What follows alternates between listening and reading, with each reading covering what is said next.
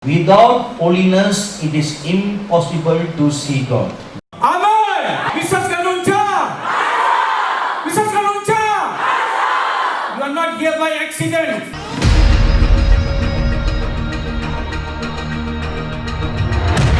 So, the Deborah anointing. Judges chapter 4, in verse 4. Let us all read together. Tayar bayo? Sampai janganlah. 8, 2, 3.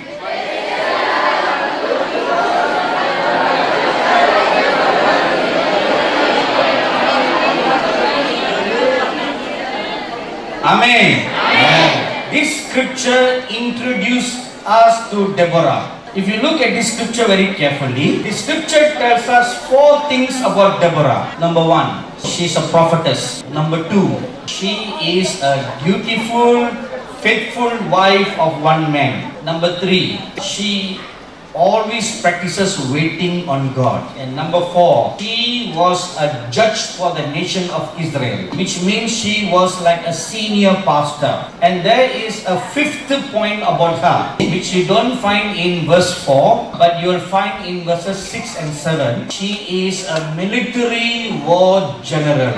So she was a warrior, not an ordinary woman. So that tells me Deborah must be a Gorkali. Oh, ina? See, there's one Gorkali in the Bible. Amen. One Gorkali in the Bible that you can all identify. Okay, let us look at these 5 points in deep. Number 1, she was a prophetess. Now, I already explained to you what is a prophetess. A prophetess is someone whom God speaks to them, and God speaks to them through visions and dreams. So this is the unique anointing about being a prophetess. So a prophetess is someone whom God speaks to them, and God speaks to them through visions and dreams. That is the special anointing of a prophetess or a prophet. So remember this last day's anointing is a prophetic anointing. So when you receive this anointing, your spiritual ears open, your spiritual eyes open, your spiritual ears open. So which means when you are praying and when you read the Bible, after doing these 2 things, quietly wait on God. Your mind must be quiet, your heart must be quiet. When you enter that state of samadhi. Now the Hindu concept of samadhi is different from the Christian concept of samadhi. The principle is the same, but the concept is different. In Hindu concept of samadhi, they say you enter into a state of death. You stop your breathing, you're just in a state of quietness. And then that the Guru will enter into a period of death. So this is what the Hindu concept is. Now what is the Bible concept of samadhi? The Bible concept is like this. You make your mind quiet, make your heart quiet. And when you make your mind quiet, you detach yourselves from things of the world. That means no attachment. Once you detach, then your mind does not think about it.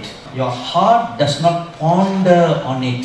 Then you enter into a state of quietness. When you enter the state of quietness, 1 Corinthians 6:7 says, your spirit joins with the Spirit of Christ. It becomes joined with the Spirit of Christ, and you become one with Christ Jesus. This is true samadhi. When you become one with the Lord Jesus Christ, then you will enter into the glories of heaven. This is the prayer of the Lord Jesus Christ for you 2000 years ago. In John chapter 17, the Lord Jesus prayed. The Lord Jesus prayed to the Father God. He said, Father God, you and I are one. So I pray, they in me, I in them, that they will become one with me as we are one. This is true samadhi. Enter into the Lord Jesus Christ. This is absolutely possible. You need to practice this every day. Like I told you yesterday, mind is like a monkey. Monkey always runs everywhere. Not like the cow. Cow are very good animal. I don't see much cows in the road of Nepal. But in India, they are the kings of the road. They will come and sit in the road and they enter into samadhi. They never move anywhere. No matter how much the cow horns, their ears are shut. Their eyes are shut. Their minds are detached. Straight to samadhi. They don't care about any traffic. Anybody take a stone and throw it, they are not bothered. Kina, It enter into samadhi. But a monkey is not like that. A monkey can never enter into samadhi. They are always jumping from one tree to another tree. If you ever come to India, invite you to Tista Valley. From Kakarvita, you come to Siliguri. Oh. Then from Siliguri, you take a jeep to Kalimpong. From Siliguri all the way going up to Kalimpong, you'll pass through the Tista River for a journey of 90 minutes. All along the journey, there will be a great welcoming party for you. From one end of the highway to the next end of the highway, there'll be a string of family of monkeys to welcome you. It's a family, parivaro. Boju, Ama, Chudi.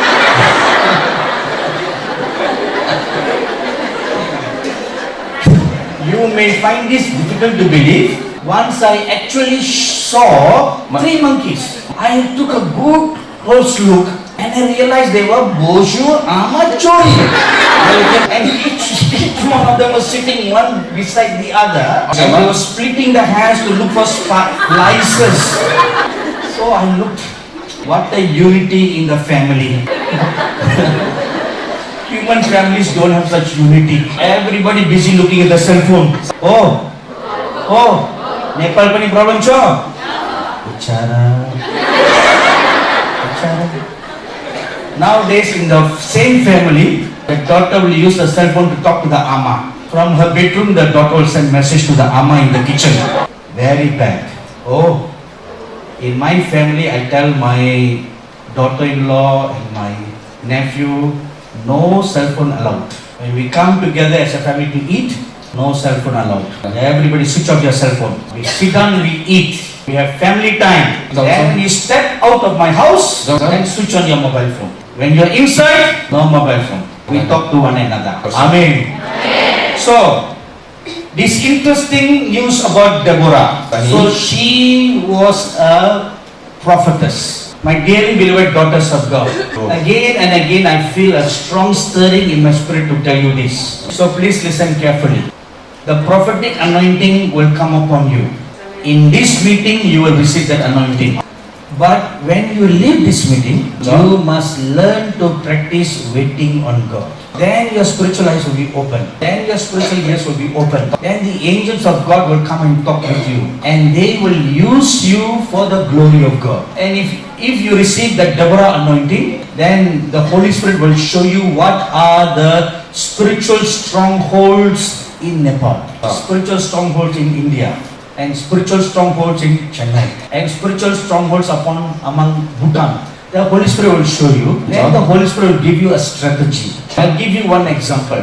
In Joshua chapter 5. Now Israel is going to go to war with Jericho. But the Bible tells us, even history tells us, Jericho is a very strong fortified city. The walls of Jericho are so thick that a chariot can go on the wall. Yeah. That's how wide and thick the walls are. So very difficult to penetrate through Jericho to conquer. So Joshua went to a plain area and he was walking up and down, praying and pondering in his heart how to take Jericho.